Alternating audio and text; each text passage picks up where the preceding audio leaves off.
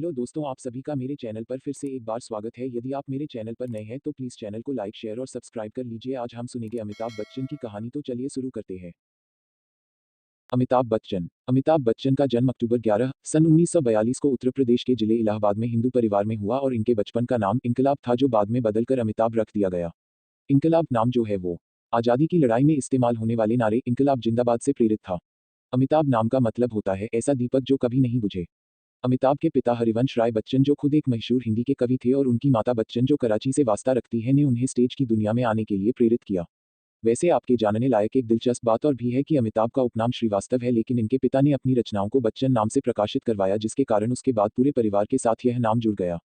Career और film industry. शुरू में अमिताभ के लिए चीजें आसान थी क्योंकि इन्हें फिल्मों की दुनिया में आने के लिए किसी भी तरह की दिक्कत का सामना नहीं करना पड़ा, और इसकी वजह है अमिताभ बच्चन की राजीव गांधी से मित्रता होना, क्योंकि इसी वजह से इंदिरा गांधी के हाथ का लिखा खत की वजह से उन्हें के अब्बास की फिल्म साथ हिंदुस्तानी में आराम से काम करने का मौका मिल गया।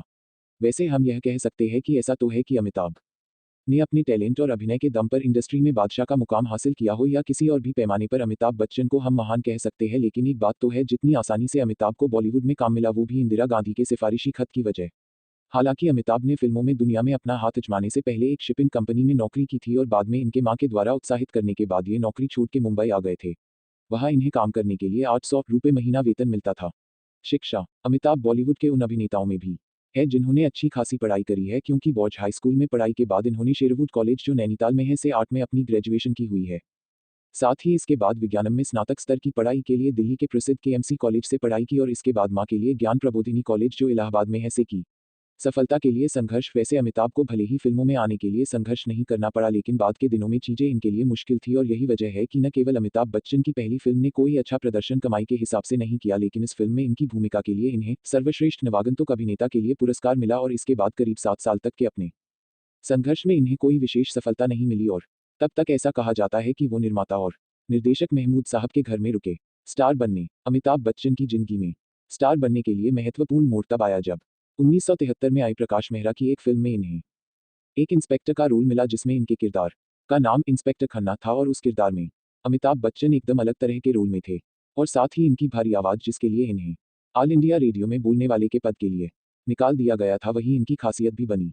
ऐसे में जनता के लिए अमिताभ का यह रूप बहुत पसंद आने वाला था, और इसके बाद बॉलीवुड के एक्शन हीरो और अंगरी यंगमैन के रूप में एक नई छवि अमिताभ की जनता के बीच में बनी, जिसने इन्हें बेहद लोकप्रिय बना दिया।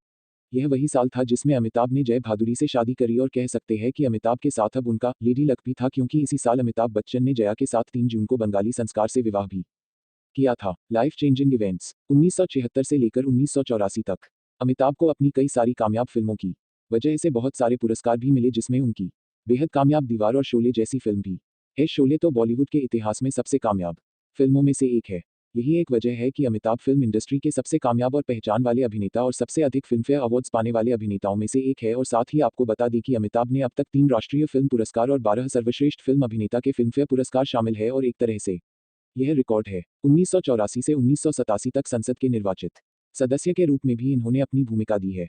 असल में 1984 में इंदिरा गांधी की हत्या के बाद अपने दोस्त राजीव गांधी की सलाह पर वो राजनीति में उतरे और इलाहाबाद की लोकसभा सीट से चुनाव लड़े, और राजनीति के चाणक्य कहे जाने वाले हेमवती नंदन बहुगुणा को हरा दिया, लेकिन कुछ समय बाद ही, यानी राजनीति में आने के 3 साल बाद ही, अमिताभ बच्चन ने राजनीति को अलविदा कह दिया।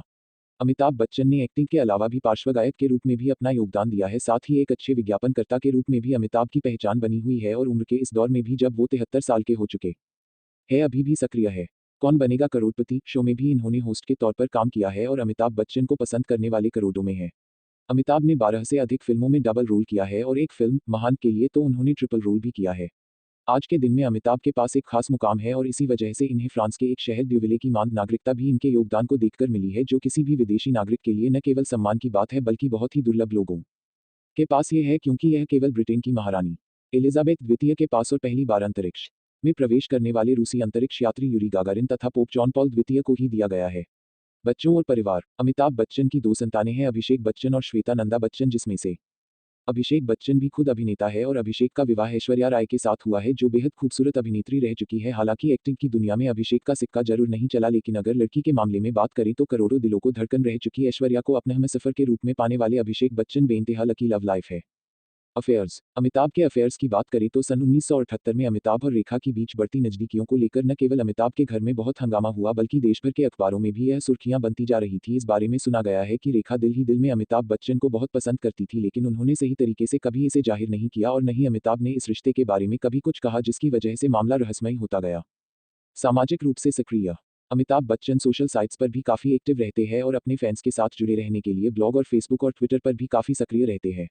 अमिताभ बच्चन के बारे में शिवसेना प्रमुख रह चुके स्वर्गीय बाल ठाकरे यहां तक कह चुके हैं कि अमिताभ के योगदान को देखते हुए उन्हें भारत रत्न देना तो बनता है, क्योंकि ऐसे भी देश हैं जहां लोग भारत के राष्ट्रपति और प्रधानमंत्री के बारे में नहीं जानते लेकिन वो अमिताभ बच्चन को जानते हैं। ऐसे में उन्हें भारत रत्न दिया जाना सही है। साथ ही यह बात भी गौर करने लायक है कि उन्होंने यह बात ऐसे समय में कही थी जब महाराष्ट्र में मराठी बनाम उत्तर भारतीय विवाद चल रहा था।